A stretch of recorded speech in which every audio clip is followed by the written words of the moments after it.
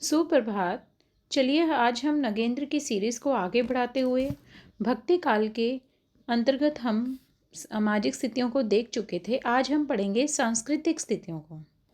सांस्कृतिक चेतना की सर्वश्रेष्ठ अभिव्यक्ति सार्वभौम सत्य के आधार पर प्रतिष्ठित धार्मिक भावना और दार्शनिक चिंतन धारा के माध्यम से हुई। ये जो सांस्कृतिक चेतना आई भक्ति काल में, कहते इसकी जो अभिव्यक्ति है ना, वो सार्वभौम सत्य के आधार पर जो एक धार्मिक भावना प्रतिष्ठित हो चुकी थी ना, और दार्शनिक चिंतन धारा के माध्यम से आगे आई। कला, शिल्प, साहित्य और संगीत इन्हीं की आनुषंगिक उपलब्धियां हैं। जो आप सांस्कृतिक स्थितियां बता रहे हैं नगेंद्र जी, जो भी आप अलग अलग कला देख रहे हो, शिल्प देख रहे हो, साहित्य लिखा हुआ देख रहे हो, या संगीत आदि जो भक्ति काल में उदय हुआ, इन सब चीज़ों का कलाएं आई, अलग अलग चित्रकलाएं आई, बहुत सारी कलाएं आई। तो इनकी उत्पत्ति किसके प्रभाव से हुई? ये इन्हीं का ही आनुषंगिक उपलब्धियां हैं। इन सब का क्षेत्र विशाल मानव समाज है, जिसकी प्रेरणा और प्रसाद से मनुष्य जीवन यापन करता है। इन सब का विशाल क्षेत्र कौन है? चाहे वो कला को आप ले लो, चाहे वो शिल्प को लेकर देख लो, चाहे आप साहित्य को उठाकर देख लो, हर केंद्र में कौन है? मनुष्य है। कहते मानव समाज है, वहाँ मानव समाज ही केंद्र में है हर स्थिति में, जिसकी प्रेरणा और प्रसाद से मनुष्य जीवन यापन करता है। अपना जीवन मनुष्य आगे बढ़ाता है इसी समाज में रहकर। भारतीय जीवन में समय समय पर विदेशी विजातीय तत्वों के आते रहने के कारण परस्पर संघात होते रहे हैं। कहते भारतीय जीवन में, आपको पता है ना, भारत अनेक धर्मों का देश है। तो भारतीय जीवन में बता रहे नगेंद्र जी, समय समय पर अनेक विदेशी विजातीय लोग भी आते रहे। हमने ऊपर पढ़ा था, पठान लोग आए, हूण लोग आए, है ना, ऐसे ही शक लोग भी आए थे, आर्य लोग आए, अनार्य लोग आए, किन्नर जाति वाले आए, है ना, और बहुत सारी जातियों के लोग आए थे। तो यहाँ विजातीय मतलब बहुत सारी जातियों के लोग भी आते थे। तो इनमें आपस में अलग अलग जातियों के लोग आए, तो इनमें क्या हुआ? एक संघात पैदा हुआ। परंतु इन्हीं से होकर ऐसी जीवन शक्ति का संचार भी होता रहा है कि हम डूबते डूबते भी उभरते हुए चले आए हैं। लेकिन समय समय पर बहुत सारी जातियाँ आई, सब ने अपना अपना वर्चस्व दिखाया। फिर धीरे धीरे हम इन सब में डूबते हुए एक अलग रूप में भी उभर के हमने दिखाया। निष्प्रभ या निस्तेज ना होकर नर जीवन की अरुणिमा से महिमा मंडित होते रहे। कहते हम एकदम से घबराए नहीं इन सारी स्थितियों से, हम कहते अपने नव जीवन की अरुणिमा से महामंडित होते रहे हैं। इन सब के मूल में हमारी समन्वय साधना की प्रवृत्ति उजागर रही है। कारण यह है कि अनेक समय पर अनेक जातियाँ आई, लेकिन हम डगमगाए नहीं। हमने इनमें समन्वय साधना की प्रवृत्ति को बनाया। हम इन सब में हर चीज़ों को जोड़कर आगे बढ़े, एक समन्वय की साधना से हम लोग आगे बढ़े। हमारा सांस्कृतिक जीवन ऐसा था। फिर देखिए, कहते इन सब के मूल में हमारी समन्वय साधना की प्रवृत्ति उजागर रही है, जो ब्राह्मण युग 800 ईसा पूर्व से 600 ईसा पूर्व तक था। ये ब्राह्मण युग का अगर समय पूछ लिया जाए नगेंद्र जी के अनुसार, 800 ईसा पूर्व से 600 ईसा पूर्व तक से ही उत्तर भारत में व्यक्त हो चुकी थी। कहते ब्राह्मण युग कहता कब से आया था? 800 ईसा पूर्व से जो 600 ईसा पूर्व तक आया, ये उत्तर भारत में व्यक्त हो चुका था। दक्षिण भारत में यह प्रवृत्ति बाद में उभरी। पहले उत्तर भारत में आई भक्ति, बाद में कहाँ आई? दक्षिण भारत में। वैदिक देवी, ये जो ब्राह्मण युग आया, ये पहले उत्तर भारत में आया, बाद में यह धीरे धीरे ये प्रवृत्ति दक्षिण भारत में भी फैल गई। वैदिक देवी देवताओं के बाह्य विधानों से बिदक कर श्रमण संस्कृति के नायकों ने जीवन का नया पथ खोज निकालने का यत्न आरंभ किया। अब देखो, जो हम पहले वैदिक देवी देवताओं को मानते थे, कहते वैदिक काल के जो देवी देवता थे, वैदिक देवी देवताओं के बाह्य विधानों से बिदक कर, वैदिक देवी देवताओं के जो बाह्य विधानों से, कई लोग बोलते थे कि हमने पीछे पढ़ा भी है, वैदिक जो देवी देवताओं के हम बोलते थे ना कि इन देवी की पूजा करो, क्योंकि एक आस्था जुड़ चुकी थी उन देवी देवताओं के साथ लोगों की। तो इन देवी देवताओं के बाह्य विधानों से हम लोग करते थे, इनका पूजा कर लिया, पाठ कर लिया, मूर्ति पूजा कर ली। ये जो बाह्य विधानों से हम लोग बिदक गए, हम थोड़ा इनसे हटकर फिर हमने क्या किया? श्रमण संस्कृति के नायकों ने जीवन का, ये जो श्रमण संस्कृति वाले आए थे, इन्होंने जीवन का एक नया पथ खोज निकालने के लिए लिए इन्होंने कोशिश शुरू की, परंतु गुप्त साम्राज्य की स्थापना के अनंतर दोनों ही क्षयमान हो गए। अब देखिए, वैदिक काल के जो देवी देवताओं का भाई विधानों से पूजा पाठ किया जाता था, वो फिर धीरे धीरे इसका विरोध किया। श्रमण संस्कृति के नायक आए, इन्होंने कुछ नया रास्ता खोजा, लेकिन धीरे धीरे ही ये दोनों चीज़ें, गुप्त साम्राज्य की स्थापना जब हुई तो दोनों धीरे धीरे क्षय हो गए, मौर्य क्षयमान हो गए। मौर्य समाज के बिखराव के पश्चात ब्राह्मणवाद का नए ओज और तेज के साथ अभ्युत्थान हुआ। अब देखिए, जब मौर्य साम्राज्य बिखर गया था, कहते उसके बाद ब्राह्मणवाद आया। मौर्य समाज जब बिखर गया, उसके बाद ये ब्राह्मणवाद आया, एक नए ओज और तेज के साथ, बड़े एक नए जोश के साथ आया। पुष्यमित्र के शासनकाल में समाज को सुव्यवस्थित करने के लिए सूत्रों स्मृतियों की व्याख्या तथा रचना होने लगी और गो तथा ब्राह्मणों की सुरक्षा की व्यवस्था की गई। अब देखिए, पुष्यमित्र के शासनकाल में, जब देखिए मौर्य साम्राज्य जब बिखर गया, ठीक है, बिखराव के बाद ब्राह्मणवाद का एक नया जोश आया। फिर देखिए, कहते पुष्यमित्र के शासनकाल में, पुष्यमित्र के पुष्पदंत यानी जब आए ना पुष्यमित्र, तो इसके शासनकाल में क्या हुआ, समाज को एक सुव्यवस्थित करने के लिए इसने क्या किया, सूत्रों स्मृतियों की व्याख्या की। जो भी ये ब्राह्मण लोग सूत्र वगैरह देते थे ना, सूत्र शैली पहले लिखी गई थी। हम लोगों को पता है कि पहले सूत्र शैली, गुप्त लिपि, ये सब चीज़ें चलती थी सूत्रों में। तो सूत्र स्मृति की व्याख्या तथा रचना होने लगी, और इसमें क्या बताया गया पुष्यमित्र के शासनकाल में, वो बताया गया कि गो तथा ब्राह्मणों की रक्षा कीजिए। फिर परवर्ती गुप्त काल में वैदिक धर्म का पुनरुत्थान हुआ। फिर देखिए, गुप्त काल में दोबारा से क्या हुआ, गुप्त काल में वैदिक धर्म का दोबारा से पुनरुत्थान हुआ और देवी देवताओं तथा देवालयों की स्थापना द्वारा लुप्त प्राय धर्म व्यवस्था को पुनर्जीवित किया गया। अब देखिए, गुप्त काल में वैदिक धर्म का दोबारा से पुनरुत्थान हुआ। वैदिक धर्म में जो देवी देवताएं, जो हमने ऊपर पढ़ा था ना, देवी देवताओं का ये चीज़ें लुप्त हो गई थी। देवी देवताओं का बाह्य विधानों ने, श्रमण संस्कृति वालों ने स्थान ले लिया था।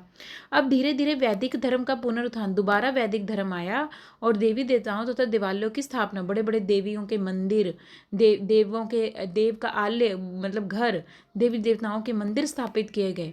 जो ये लुप्त हो चुकी थी ना ये व्यवस्था, दोबारा से फिर आई, ये देवी देवताओं के मंदिर वगैरह बनाए गए। उन दिनों वैष्णव धर्म को विशेष प्रशय और प्रोत्साहन मिला, वैष्णव धर्म वालों को ज़्यादा मिला, क्योंकि वैष्णव धर्म ने, हम मूर्ति की पूजा करते हैं ना, तो वैष्णव धर्म वालों को विशेष स्थान मिला। और स्मृति ग्रंथों में लोक प्रचलित विश्वासों तथा मान्यताओं को भी स्थान दिया गया। साथ साथ में जो भी सुने सुनाए ग्रंथ थे, उनको भी लोग, जो स्मृति ग्रंथ थे जिसमें लोक प्रचलित विश्वास बताए गए थे, कि पहले टाइम में कोई लोक प्रचलित विश्वास चल पड़ता था कि ऐसे करिए तो आपको ऐसे मिल जाएगा, ये कोई पौराणिक कथा चलती आ रही थी, लोगों ने उसको सच में मान लिया था। इन्हीं लोक प्रचलित विश्वासों और मान्यताओं को भी स्थान दिया गया इसी वैष्णव धर्म में। ब्राह्मणेतर श्रमण आदि तत्वों से समन्वित ब्राह्मणवाद को विद्वानों ने नव ब्राह्मणवाद कहा। अब देखिए, जो ये ब्राह्मणवाद चला था ना, ब्राह्मणवाद के बाद हमने, ब्राह्मण युग के बाद हमने देखा था एक श्रवण संस्कृति वाला युग आया था, इसने उसके साथ समन्वय कर दिया था, धीरे धीरे कुछ और लेकर आए। तो ये ब्राह्मणेतर श्रवणादि तत्वों से समन्वित ये जो ब्राह्मण युग है और ये श्रवण संस्कृति वाला जो युग है, इन दोनों ने आपस में समन्वय करके एक नया एक लेकर आए, नव ब्राह्मणवाद जुड़ गया, एक नया कॉन्सेप्ट आया हमारे पास, नव ब्राह्मणवाद। ब्राह्मणेतर श्रवण आदि तत्वों से समन्वित ब्राह्मणवाद को, ये ब्राह्मणवाद अपने आप इस अंदर किस संस्कृति को शामिल कर लाया, श्रवण संस्कृति को। जो सुने सुनाई बातें हैं, जो सुने सुनाई जो लोक कथाएं हैं, ये अपने अंदर उसको भी शामिल करके एक नव ब्राह्मणवाद का रूप धारण करके आगे आया, जिसका स्वरूप वैदिक परंपरा से विच्छिन्न ना होकर भी भिन्न अवश्य था। ये वैदिक परंपरा से अलग तो नहीं था, लेकिन फिर कहते विच्छिन्न अलग तो नहीं हुआ, लेकिन फिर भी कुछ ना कुछ थोड़ा सा उसमें कुछ ना कुछ भिन्नता जरूर थी। सत्य तो यह है कि ब्राह्मणवाद का भी अमिश्रित रूप में पुनरुत्थान नहीं हुआ था। कहते ब्राह्मणवाद का भी अभी अमिश्रित रूप में, यानी मिश्रित मतलब मिक्स रूप में, अमिश्रित मतलब अभी अमिश्रित रूप में, बिना मिक्स के रूप में अभी पुनरुत्थान नहीं हुआ था। दूसरों के अनेक मत विश्वास उसमें समाहित थे, ठीक है, दूसरों के अनेक मत भी विश्वास किसमें शामिल थे, इस ब्राह्मणवाद में। दूसरों के मत विश्वासों को भी ये लेके आया, तभी तो नव ब्राह्मणवाद आया ना, कुछ अपने अंदर और लेकर आया। इसी प्रकार नव ब्राह्मणवाद में भी ब्राह्मणवाद के अतिरिक्त, ये देखिए नव ब्राह्मणवाद बताया था ना, नव ब्राह्मणवाद अपने अंदर ब्राह्मणवाद तो उसके अंदर होगा उसके अंदर, इसके अतिरिक्त वो अपने अंदर और कौन से विश्वास लाया? श्रमण संस्कृति वाले विश्वास ले आया, द्रविड़ वाले ले आया, अन्य आदिवासियों के मत और मान्यताएं परस्पर एकीभूत हो गई थी। इस नव ब्राह्मणवाद के अंतर्गत बहुत सारी चीज़ संस्कृति को जोड़ लिया गया। श्रमण संस्कृति वालों के विचार जोड़ लिए गए, द्रविड़ वालों के विचार जोड़ लिए गए, अनेक आदिवासियों के मत और मान्यताओं को भी जोड़कर एक नया हमारे सामने वाद आया, नव ब्राह्मणवाद। इसकी कुछ सामान्य विशेषताएं इस प्रकार है। अब देखिए नव ब्राह्मणवाद की यहाँ विशेषताएं बताई जा रही हैं, क्या है? पहला, धर्म विशेष का लौकिकरण किया। इन्होंने धर्म को समाज से जोड़ा, धर्म विशेष का इन्होंने लौकिकरण किया। अवतारवाद की स्वीकृति की। इन्होंने अवतारवाद की, वैसे भी ये जो ब्राह्मणवाद है ये वैदिक वैष्णव धर्म से जुड़ा हुआ है, तो इसमें अवतारवाद को तो प्रमुखता दी जाएगी। देवालयों में देव प्रतीकों की पूजा होने लगी। देखिए ये कितना अच्छा है। नव ब्राह्मणवाद के विशेषताएं क्या है? धर्म विशेष का लौकिकरण किया इन्होंने, धर्म को मतलब लोक से जोड़ा, धर्म को अलौकिक नहीं किया, धर्म को मतलब भगवान परमात्मा जो अलौकिक रूप है उससे नहीं जोड़ा, धर्म विशेष को इन्होंने लौकिकरण से जोड़ा। फिर इसने अवतारवाद को प्रमुखता दी। देवालयों में जो भी देवी देवता बिठाए गए उन मंदिरों में उनको प्रतीक रूप में पूजा गया। तीर्थादि की स्थापना की गई। धर्म के भारतीय स्वरूप का संरक्षण हुआ। जो धार्मिक धर्म का जो एक भारतीय स्वरूप था ना, उसका इन्होंने सुरक्षा की। इन्होंने नव ब्राह्मणवाद वालों ने ये विशेषताएं नव ब्राह्मणवाद की। अधिकांश पुराणों की रचना का भी यही हाल है। कहते अधिकांश जो पुराणों की रचना हुई है ना, वो इन्हीं को ध्यान में रखकर की गई है। मध्यकालीन हिंदू जीवन प्रणाली पर उनका गहरा प्रभाव पड़ा। इस नव ब्राह्मणवाद का हिंदू जीवन प्रणाली पर बहुत गहरा प्रभाव पड़ा। पुराणकारों ने समन्वय साधना की प्रवृत्ति को पुनर्जागृत किया। ये जो पुराणकार थे ना, जो बड़ी बड़ी पौराणिक कथाएं लिखते थे या बड़े बड़े पुराण लिखते थे, इन्होंने समन्वय की साधना को आगे लेकर बढ़े। परंपरा, दृष्टि भेद, रुचि, वैविध्य, देश काल तथा तत्कालिक समाज से प्रेरणा ग्रहण कर उन्होंने तदनुरूप पूजा उपासना तथा कर्म कांडीय पद्धतियों को अपनाकर उनमें दार्शनिकता का पुट दे दिया। अब देखिए इन्होंने क्या किया, नव ब्राह्मणवाद वालों ने, इन्होंने परंपरा को भी अपनाया। दृष्टि भेद, अलग अलग आपको पता है, इन्होंने अलग अलग चीज़ों को, श्रमण संस्कृति वालों का भी कुछ ले लिया था, द्रविड़ वालों का भी कुछ ले लिया था। सबकी धर्म के नाम पर धर्म का कुछ ना कुछ लेकर इन्होंने एक समन्वयवादी दृष्टिकोण से अपने नव ब्राह्मणवाद को आगे बढ़ाया था। जब इन्होंने ऐसे किया तो इन्होंने परंपरा, दृष्टि भेद, इनका रुचि वैविध्य भी अलग हो गया, रुचि भी अलग प्रकार की होगी। देश काल तत्कालीन समाज से इन्होंने प्रेरणा ग्रहण की, उसके अनुसार उन्होंने पूजा उपासना तथा कर्मकांड पद्धतियों को आगे बढ़ाया और उसमें अपना दार्शनिक पुट भी जोड़ दिया, दर्शन को भी लेकर चले। मूर्ति पूजा, तीर्थाटन, अवतारवाद, गो व ब्राह्मण रक्षा, धर्मशास्त्रों का सम्मान करना, कर्म फल में विश्वास पौराणिक धर्म की प्रमुख विशेषताएं हैं। ये देखिए जितने भी पुराणकार हैं ना, जो पौराणिक धर्म को विश्वास रखते हैं, तो पौराणिक धर्म वाले क्या करते हैं, याद रखना, ये पौराणिक धर्म वाले मूर्ति पूजा में विश्वास रखते हैं, तीर्थ करने पर विश्वास रखते हैं, भगवान के अवतार रूप की पूजा करते हैं, गौओं की रक्षा पर बल देते हैं। कहते हैं धर्मशास्त्रों का हमें सम्मान करना चाहिए। कर्म फल में विश्वास रखते हैं ये पौराणिक धर्म वाले, कहते हैं कि कर्म अच्छे कीजिए आपको सब कुछ मिलेगा, ये कर्म फल पर विश्वास रखते हैं। जिनमें लोक विश्वास का भी योगदान रहा, साथ साथ में इसमें लोक विश्वास का भी योगदान रहा। कर्म के साथ साथ लोक विश्वास में भी योगदान रहा। साधु सन्यासियों का सम्मान और स्वर्ग नरक, श्राद्ध, पिंडदान आदि इस युग की अन्य उल्लेखनीय विशेषताएं। उसके बाद इन्होंने, ये जो नव ब्राह्मणवाद आया, इन्होंने साधु सन्यासियों का भी क्या किया, सम्मान किया, साधु सन्यासियों का सम्मान किया और नरक, स्वर्ग नरक की बातें की। श्राद्ध, पिंडदान, जो हम श्राद्ध करते हैं कि पिंडदान कीजिए, श्राद्ध निकालिए, इन सब चीज़ों में भी ये लोग विश्वास करते थे। आदि इस युग की पौराणिक धर्म की विशेषताएं हैं जिनकी धुरी पर हिंदू जीवन चक्र चलता है। इन्हीं बातों को लेकर तो हमारा हिंदू जीवन चलता है। हम लोग हिंदू जीवन वाले क्या करते हैं, हम देखो श्राद्ध निकालते हैं, पिंडदान करते हैं, कर्मों में विश्वास रखते हैं, मूर्ति पूजा करते हैं, गौओं की रक्षा करते हैं, हम धर्मशास्त्रों का सम्मान करते हैं। जितने भी धर्मशास्त्र हैं, चाहे वो रामचरितमानस हो गया, चाहे ये जो कितने अलग अलग वाद आए हैं, चाहे जितने उपनिषद आए हैं, ब्राह्मण ग्रंथ आए हैं, सबका हम सम्मान करते हैं। तो ऐसे हम लोग, ये हमारा जीवन ही हिंदू जीवन चक्र इन्हीं दूरी पर चलता है। दूरी पर इस्लाम के भारत प्रवेश के बाद तक अविकृत रूप में प्रचलित रहा। कहते हैं इस्लाम जब भारत में आया के पूर्व तक यह अविकृत रूप में प्रचलित रहा है। फिर देखिए मध्यकालीन हिंदू समाज के दो पक्ष हमारे सामने आते हैं। ये जो मध्यकालीन हिंदू समाज है उसमें उसमें जो हमारा समाज है, जो भक्ति काल के अंतर्गत जो हमारा हिंदू समाज था, उस दौरान हमारा हिंदू समाज दो भागों में हमारे सामने आता है। कैसे? एक भाग वो था वह जो शास्त्रों का समर्थक है। अब देखिए दो भाग, मध्यकालीन मतलब जो भक्तिकालीन का दौर चल रहा है उसमें जो हिंदू समाज है हमारे सामने दो पक्षों को लेकर आया। एक पक्ष कह रहा है कि शास्त्रों का समर्थक करेंगे, हम शास्त्रों का, जो जितने भी शास्त्रीय ग्रंथ हैं हम उनका समर्थक करेंगे। और दूसरा पक्ष कह रहा है हम परंपरागत विश्वास और मान्यताओं तथा स्वानुभूति का पक्षधर है। एक पक्षधर कौन है? शास्त्रों का समर्थक करने वाला है। दूसरा जो परंपरागत चली आ रही रीति रिवाज, पौराणिक विश्वास वगैरह हैं उनको देखकर आगे चल रहा है, उनको उन मान्यताओं को मान रहा है। और स्वानुभूति का पक्षधर है, जो उसने स्वानुभूति की, खुद जो उसने अनुभूति की, उसका वह पक्षधर लेकर चला। ये दूसरा पक्ष ही पौराणिक पक्ष है। ये वाला जो दूसरा पक्ष है वही तो पौराणिक पक्ष है ना।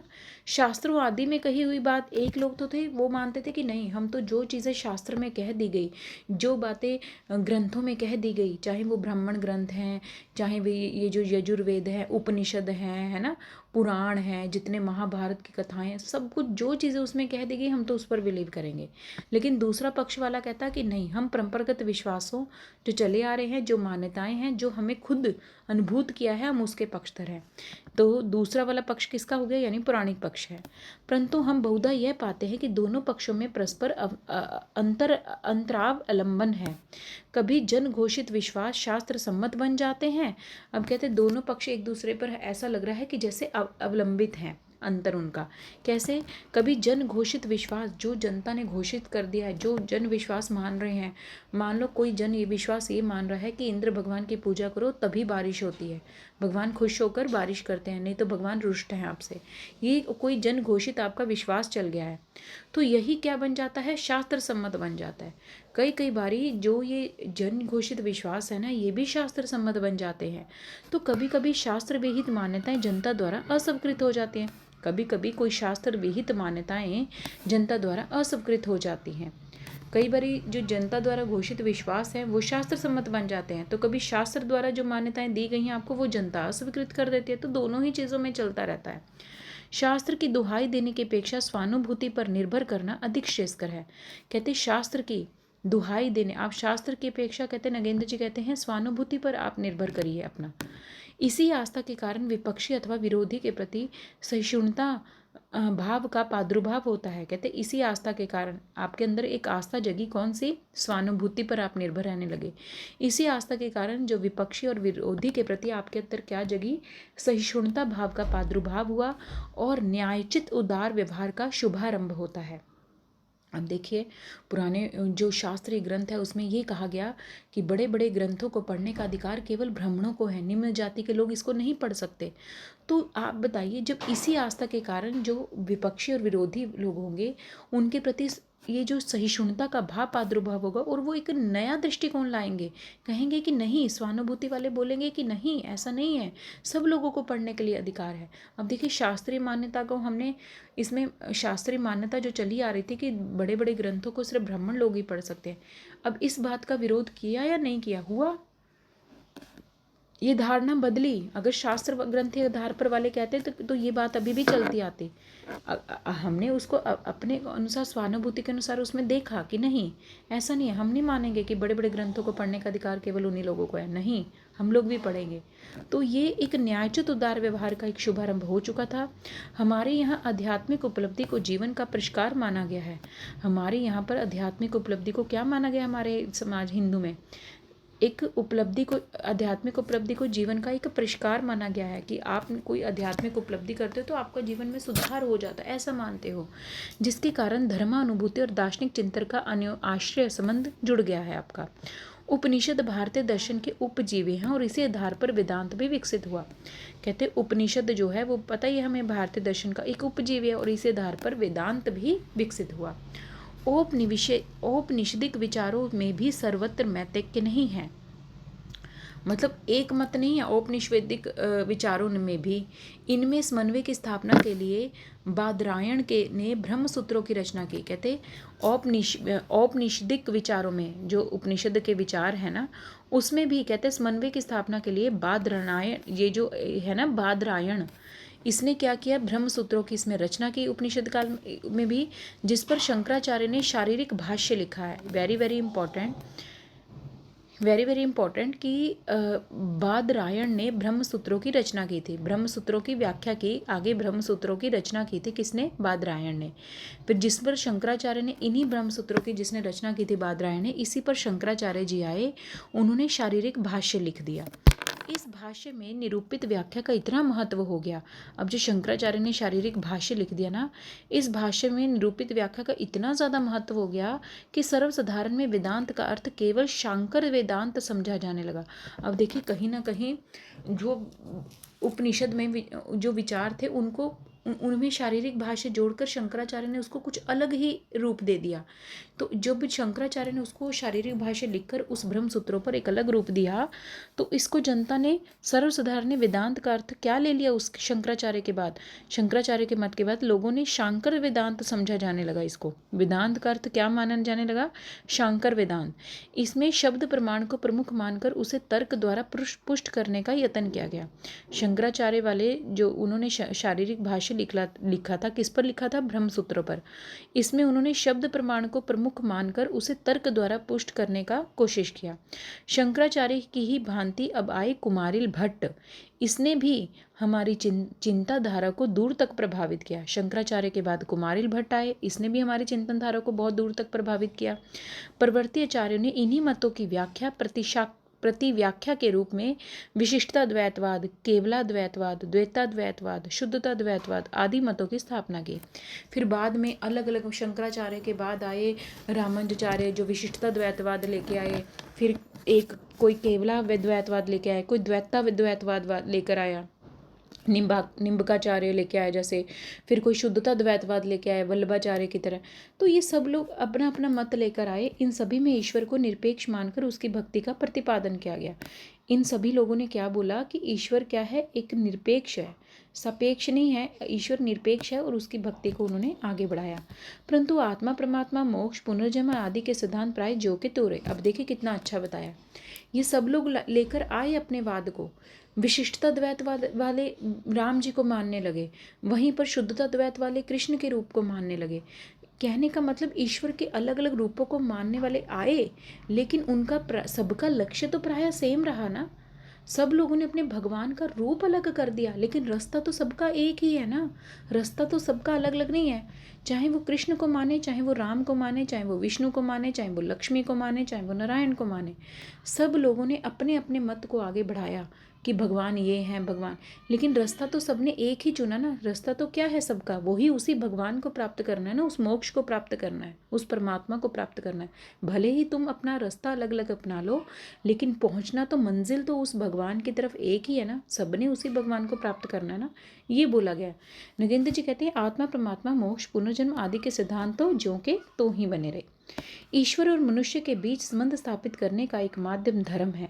कहते अगर आप एक ईश्वर और मनुष्य के बीच में धर्म स्थापित करना चाहते हो, तो नगेंद्र जी कहते वो केवल एक ही माध्यम है, वो है धर्म। जाति कुल देश काल और परिस्थिति से निरपेक्ष होकर नैतिक दायित्व का निर्वाह करना धर्म है। अब ये धर्म है क्या, कहते अपनी जाति को भूल जाओ आप, कुल देश काल और परिस्थिति से निरपेक्ष हो जाओ आप, और अपना एक नैतिक दायित्व का निर्वाह करो, यही क्या है, धर्म है। धर्माचार अथवा नैतिकता समाज परक है। ये जो धर्म को आप अपना रहे हो और नैतिकता को अपना रहे हो, ये समाज परक है। और धर्म साधना व्यक्तिनिष्ठ है, बिल्कुल। कहते धर्म, किसी भी धर्म को आप अपना रहे हो, नैतिकता को अपना रहे हो, ये तो समाज परक है, समाज को ध्यान में रखकर आप करते हो। लेकिन जो धर्म साधना करते हो, हर धर्म साधना व्यक्तिनिष्ठ है। धर्म को साधने वाला तो व्यक्ति है ना, समाज तो नहीं है ना।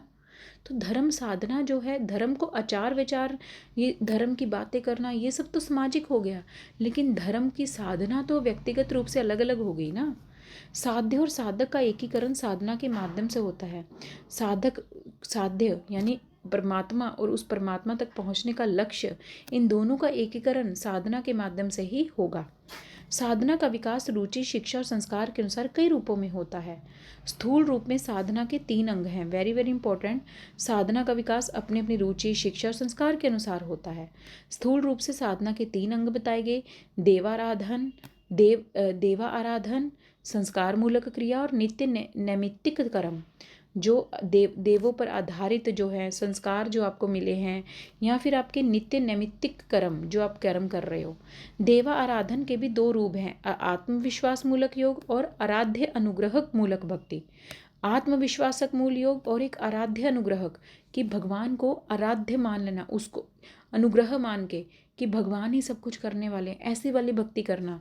आत्मरक्षा की वृत्ति ने मनुष्य को देवाराधन की ओर प्रवृत्त किया। कहते आत्मरक्षा की वृत्ति ने मनुष्य को कौन से वाले भक्ति की ओर प्रेरित किया? देवा आराध्य वाली, कि भगवान की आराधना करिए, देवताओं की आराध्य कीजिए। फलस्वरूप कल्याणकारी शक्तियों को व्यक्तित्व प्रदान करके उन्हें मानवीय इच्छाओं, उद्देश्यों, विचारों तथा संवेदनाओं से संपन्न तथा भावापन्न मान लिया गया। कहते कल्याणकारी शक्तियों को व्यक्तित्व प्रदान करके उन्हें क्या मान लिया गया? मानवीय इच्छाओं, उद्देश्यों, विचारों, संवेदनाओं से संपन्न और भावापन्न मान लिया गया। भगवान के सगुण और साकार रूप का इसी प्रकार विकास हुआ। अब धीरे धीरे भगवान देवताओं को हम पूजने लगे, हमारी भगवान के प्रति इतनी आस्था जुड़ गई कि हमने भगवान का एक सगुण और एक साकार रूप मान लिया कि भगवान हमारे साक्षात्कार सामने हैं, चाहे वो मूर्ति रूप में है। हमने उनकी मूर्तियां बना बनाकर भगवान कृष्ण की मूर्ति बना ली, भगवान राम का मूर्ति बना लिया, उनको हम एक सगुण रूप में पूजने लगे।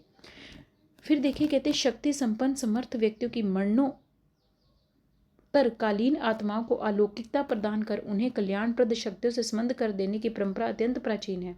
अब देखिए, शक्ति संपन्न समर्थ व्यक्तियों की मरणों उत्तरकालीन आत्माओं को अलौकिकता प्रदान करने के लिए। अब देखिए, शक्ति संपन्न समर्थ व्यक्तियों की, अब देखिए हम बोलते हैं कि ये वाला इंसान मर गया है, इसमें ये बड़ा शक्ति संपन्न था, इसने आगे जाके ऐसा एक इसकी आत्मा ने ये अवतार ले लिया है। तो ये वाली भावना भी हमारे अंदर आने लगी कि शक्ति संपन्न समर्थ व्यक्तियों की मरने के बाद आत्माओं को अलौकिकता प्रदान कर उन्हें कल्याणप्रद शक्तियों से संबंध कर देने की परंपरा बहुत प्राचीन है। कैसे? जैसे हम लोग देखते हैं ना, आगे नगेंद्र जी बता रहे हैं कैसे। जैसे हम लोग अपने कुल के देवता मान लेते हैं, किसी को कोई ग्राम देवता मानते हैं। अब हम बोलते नहीं कि हमारे गाँव के देवता हैं, ये ऐसे थे, इनके पास इतनी शक्ति थी, मर गए थे इन्होंने। यहाँ कई बार गांव में देखे कि कैसी एक प्रथा एक चलती है ना, जैसे मान लो पहले के टाइम में एक क्या कहते हैं, गांव में जैसे एक बांध वगैरह होता था, कोई नदी होती थी, कोई सरोवर होता था, कहते थे कि इसमें से एक देवता प्रकट हुए थे इस सरोवर में से, और लोग उन्हीं को अपना ग्राम देवता मानने लग गए थे कि जो ग्राम देवता हैं हमारे यही हैं जो यहाँ से सरोवर से प्रकट हुए थे। तो ये पुरानी जो एक प्राचीन धारणाएं चलती थी ना। फिर कई जो आप कुल देवता पूजते हो अपने कुल देवता, ये भी तो आप किसको पूजते हो? अपने कुल देवता। ये भी तो हमने ही बनाए थे ना कुल देवता अपने विश्वासों से, कि ये हमारे गांव के कुल देवता हैं। सब लोगों के अपने अपने कुल देवता होंगे। तो जो ये कुल देवता वाला, ग्राम देवता वाला पूजा चला ना, ये सब इन्हीं की उपज है, जिन्हें प्रतीक पिंड या पदार्थ बने। बिल्कुल, हम लोग देखो अमावस्या वाले दिन पितरों का पूजा करते हैं। हम बोलते नहीं है कि ये मरने के बाद, हमारे गांव के एक बहुत शक्ति संपन्न एक साधु थे, वो मरने के बाद वो पितृ देवता बन गए, हम उनकी पूजा करते हैं। तो ये पिंड और पितृ वगैरह की पूजा करते हैं। तो ये इन्हीं शक्ति संपन्न व्यक्तियों की मरने के बाद हमने जो बोल दिया। मान लो फॉर एग्जाम्पल कोई इंसान मर जाता है और अब हम उसको बोल देते हैं कि ये मरने के बाद इसने ये वाला अवतार ले लिया, हम उसकी पूजा करना शुरू कर देते हैं पितरों के रूप में। तो वो वाली धारणा यहाँ पर बताई जा रही है। इसी प्रकार सशक्त और सहायक पशु पक्षियों की आत्माओं से टोटेमवाद और फिटिशवाद का प्रादुर्भाव हुआ। इसी प्रकार पशु पक्षियों की आत्माओं से भी, ये पशु मर गया है, ये पक्षी मर गया है, इसकी आत्मा से क्या चल पड़ा? टोटेमवाद चल पड़ा, फिटिशवाद चल पड़ा। ये याद रखना, नए शब्द हैं। टोटेमवाद और फिटिशवाद किसके प्रादुर्भाव से हुआ? इन्हीं पशु पक्षियों की आत्माओं से विकसित हुआ। जैसे मनुष्य की आत्मा से तो हमने ग्राम देवता और कुल देवताओं को बना दिया, ऐसे ही ये जो पशु पक्षियों की आत्माओं से हमने क्या बना दिया? एक टोटेमवाद और फिटिशवाद का प्रादुर्भाव हुआ, जिन्हें भौतिक आपदाओं का कारण मान लिया गया और उनकी तुष्टि के लिए यातु विद्या और जटिल साधना विद्या विधान का विस्तार हुआ। अब देखिए, कोई पशु पक्षी मर गया, उस टाइम पे हमने बोला कि इसकी आत्मा को शांति दीजिए, नहीं तो आपको जो भी भौतिक आपदाएं आ रही हैं ना, इसी कारण आ रही हैं कि आपने इन पशु पक्षियों को मतलब कि अच्छे से पूजा नहीं की इनका। इन्हीं के फलस्वरूप तो यातु विद्या आने लगी, जटिल साधना विधान का विस्तार हुआ। संस्कारग्रस्त जनता में आज भी भूत प्रेत पिशाच चुड़ैल डाकिनी शाकिनी तथा उनके त्राण दिलाने वाले ओझा आदि के झाड़ फूक गंडा तावीज और तंत्र मंत्र की मान्यताएं पाई जाती हैं। ये देखिए, ये संस्कार चलते आ रहे जनता में। आज भी गांव में बोलते हैं कि इस गांव में मत पैर रखिए, इस गांव में तो भूत प्रेत का है, रात को 12 बजे के बाद भूत आ जाते हैं। यहाँ पर लोग गंडा तावीज बनाते हैं अपने गलों में, तंत्र मंत्र करते हैं, टोने टोटके करते हैं। ये सब चीज़ें नगेंद्र जी कहते हैं कि ये संस्कार ग्रस्त जनता में चलता आ रहा था उस समय पर, कि ये संस्कार मान लो आज इस गांव में ये वाली बात चल गई कि इस गांव में 10 किलोमीटर के वहाँ एक बड़ा सा गांव है, हवेली है, वहाँ भी भूत प्रेत है, पिशाच है, चुड़ैल है। तो लोग उनसे बचने के लिए झाग फूट गंडा तावीज मतलब यहाँ पर जो गले में तावीज बनवाते हैं, तंत्र मंत्र, ये सब मान्यताएं प्रचलित थी। साध्य की अपेक्षा साधना पर अधिक बल दिया जाने लगा, तो कभी कभी जड़ता को जन्म देती है। कहते साध्य की अपेक्षा साधना पर ज़्यादा जोर दिया जाने लगा, जो कभी कभी जड़ता को जन्म देती हैं। इसीलिए साधना के विकृत और विस्तृत रूप की आलोचना उपनिषद काल से लेकर श्रमण युग तक होती रही। कर्म कांड आदि इस वाले जो ये वाला हमने धर्म को एक कर्म कांड के रूप में जोड़ दिया ना, इसकी आलोचना तो उपनिषद काल से ही आप लोग देख लो, और श्रमण युग तक के चलती रही, जिसे हम संत वाणियों में मुखर पाते हैं। इन्हीं विश्वासों को हम आगे संत वाणियों में मुखर पाते हैं। अब देखिए, मध्यकाल में हिंदू समाज की बृहत्तर इकाई गांव था। हिंदू समाज में जो बृहत्तर इकाई था वो कौन सा था? गांव था। और लघुत्तर इकाई परिवार, जो जीविका के सम्मिलित साधनों से युक्त था। अयोग्य पति की पत्नी होकर भी नारी संबंध निर्वाह करने को बाध्य थी। ये बताया जा रहा है उस टाइम पर, पुराने टाइम पर, कि किसी पत्नी को अयोग्य पति मिल जाता था, तब भी उसको बेचारी को, उस नारी को उसके साथ रहना पड़ता था। चाहे पति उसको मारे, चाहे डांटे, चाहे उसके साथ अत्याचार करे, कुछ भी करे, फिर भी बेचारी स्त्री को रहना पड़ता था। इसी कारण तो इसी बीच तो सतीत्व आया था ना। सतीत्व के यथार्थ गौरव से अनभिज्ञ नारी और उसकी संतान से बना हिंदू समाज मध्यकाल की विडंबना रहा। कहते सती का यथार्थ गौरव से अनभिज्ञ नारी तथा उसकी संतान से बना हिंदू समाज मध्यकाल की विडंबना रहा। उपयुक्त विकास क्रम को ध्यान में रखे बिना मध्यकालीन संस्कृति की प्रवृत्ति और परिवेश को ठीक ठीक समझ पाना प्रायः असंभव है।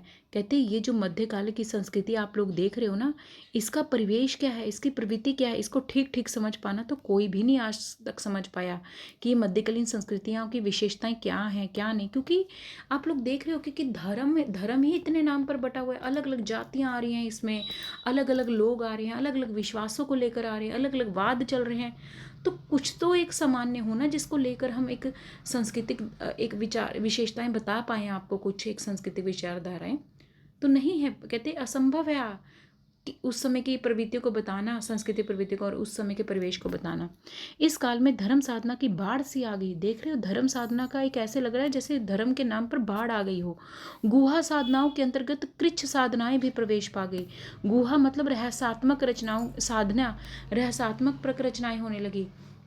साथ में कृच्छ साधनाएं भी प्रवेश पा गई।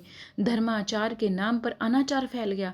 अब लोग देखो, धर्म के नाम पर धीरे धीरे अनाचार फैल गया, मिथ्याचार फैल गया। मिथ्या मतलब वही झूठ झूठ बातें चली आ रही हैं वो चल पड़ी, व्यभिचार तक पलने लगा।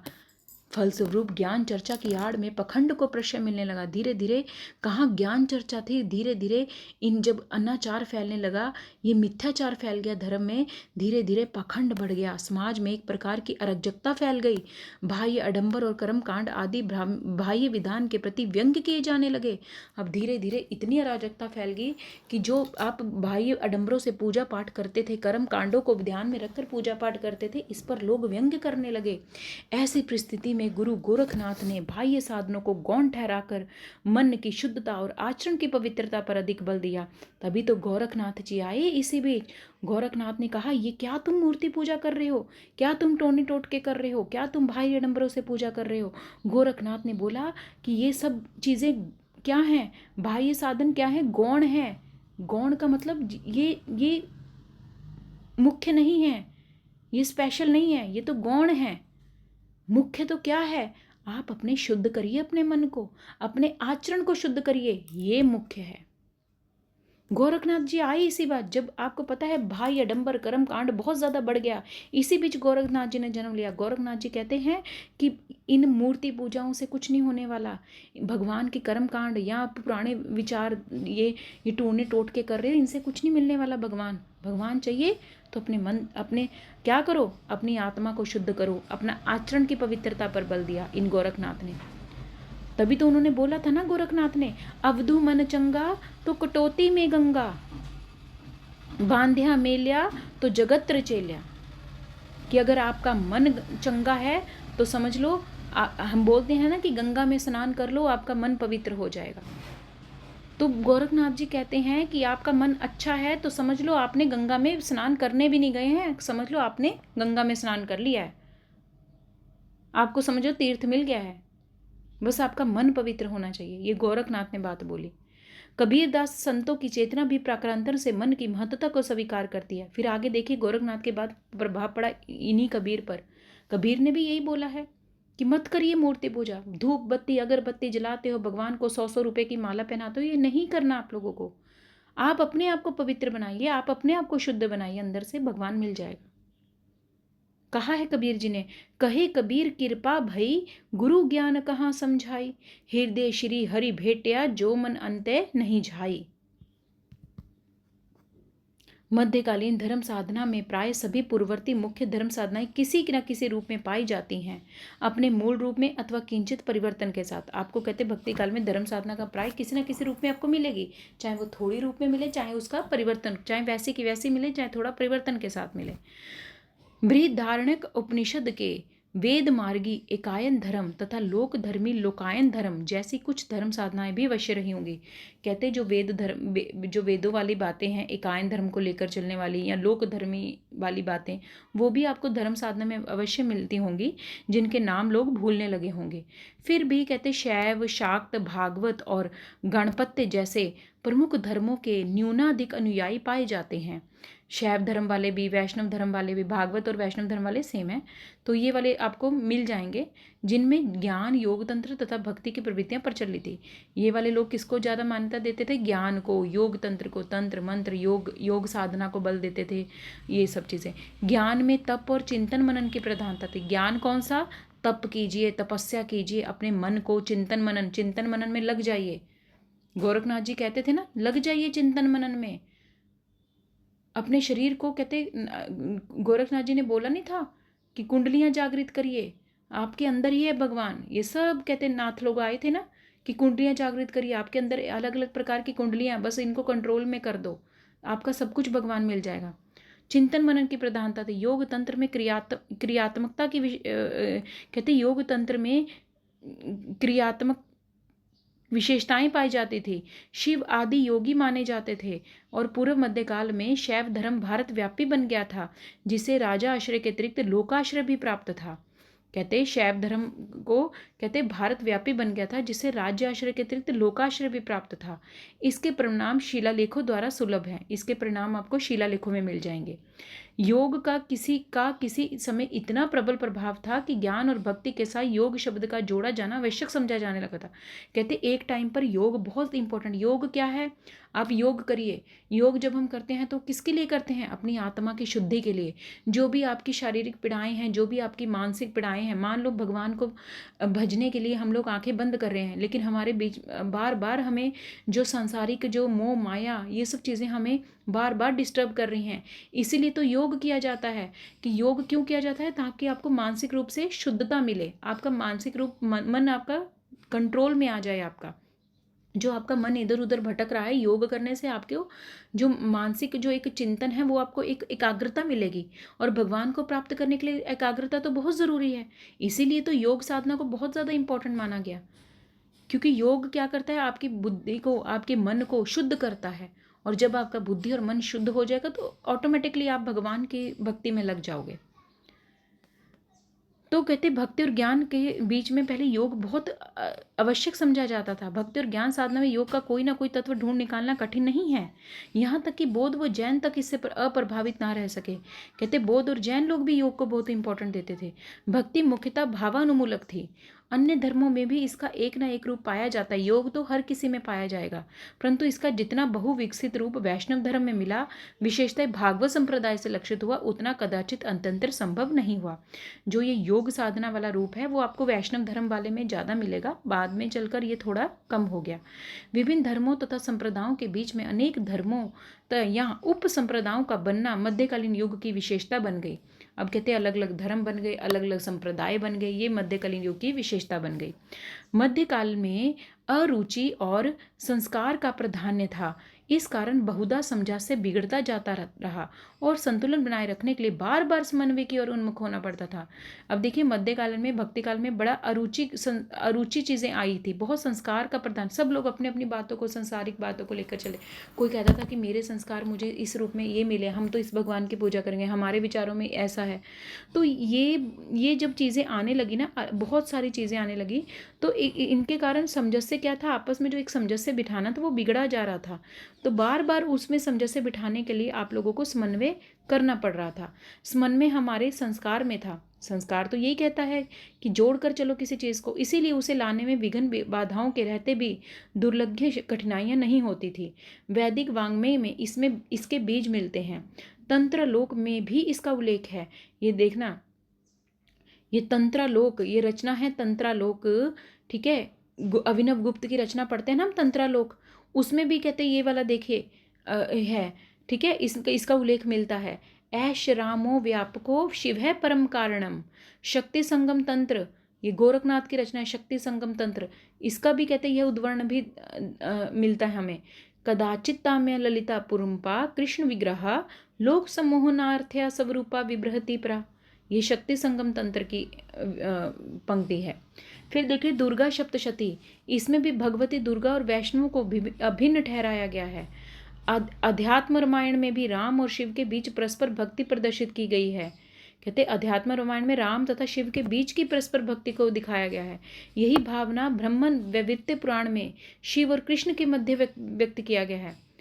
ब्रह्मा वैवर्त्य पुराण में ये सब रचनाएं हैं, दुर्गा सप्तशती, अध्यात्म रामायण, ब्रह्मा वैवर्त्य पुराण, प्रवृत्ति रचनाओं में ऐसे कई उदाहरण आपको मिल जाएंगे जिसमें दोनों भक्तियों को जोड़कर दिखाया गया है। एक साधन माला में वर्णित बौद्ध देवता पद्म नृत्येश्वर भी शिव का रूपांतरण ही जान पड़ता है।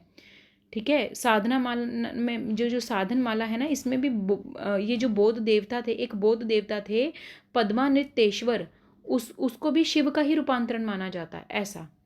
इसी प्रकार उड़ीसा के पंच सखाओं का शून्य पुरुष, इसी प्रकार कहते उड़ीसा के पंच सखाओं का एक शून्य पुरुष ब्राह्मण श्रमण संस्कृतियों के मिलन की ओर संकेत करता है।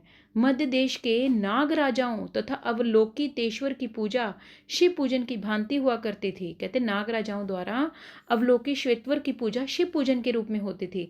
एलोरा क्या है, गुफाएं हैं ये। एलोरा के समीपस्थ वेरुल के कैलाश मंदिर में शिव की मूर्ति के शीर्ष स्थान पर बोधि वृक्ष स्थित है। कहते एलोरा के समीप एक वैरुल के कैलाश मंदिर में कहते शिव की मूर्ति के शीर्ष स्थान पर बोधि वृक्ष स्थित है।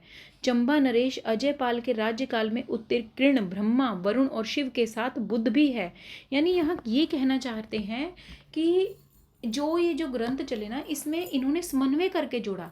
कोई शिव की भक्ति कर रहा था तो उन्होंने शिव और राम को जोड़कर एक दिखाया, जहाँ शिव की है उसमें बौद्धों को जोड़कर दिखाया। यानी कहीं ना कहीं कुछ ना कुछ समन्वय की भावना चल रही थी, हर ग्रंथ में समन्वय को जोड़कर आगे दिखाया गया। चंबा नरेश अजयपाल के राज्यकाल में उत्कीर्ण ब्रह्मा, वरुण, शिव के साथ किसको जोड़कर दिखा दिया गया, बुद्ध को भी दिखाया गया। खुजराहों से उपलब्ध कौकल के वैद्यनाथ मंदिर वाले शिलालेखों में ब्रह्मा, जिन, बुद्ध तथा वामन को शिव का स्वरूप दिया गया। देखिए वैद्यनाथ मंदिर वाले शिलालेख में ब्रह्मा शिव को तो इंपॉर्टेंस दी गई, साथ में बुद्ध और वामन को भी इंपॉर्टेंस दी गई। इनको क्या कहा गया, ब्रह्मा, जिन, बुद्ध तथा वामन को शिव का स्वरूप कहा गया। इसी प्रकार हरिहर पूजन में भी शैव तथा वैष्णव धारा का संगम लक्षित होता है, यानी एक समन्वय की भावना लेकर चल रहे हैं। संक्षेप में ऐसे अनेक प्रमाण आपको मिल जाएंगे जिनसे समन्वयात्मकता प्रवृत्ति का परिचय मिलता है। भक्ति आंदोलन का विकास इसी पृष्ठभूमि में हुआ। जो हमारी भक्तिकालीन जो एक आंदोलन आया वो इसी समन्वय समन्वयता की भावना को लेकर आगे चला। ऐसा नहीं है कि कोई एक भावना से लेकर चले, हम जोड़कर सारी चीज़ों को आगे लेकर भक्ति आंदोलन में आए। ये कहना चाह रहे हैं यहाँ पर नगेंद्र जी। धन्यवाद।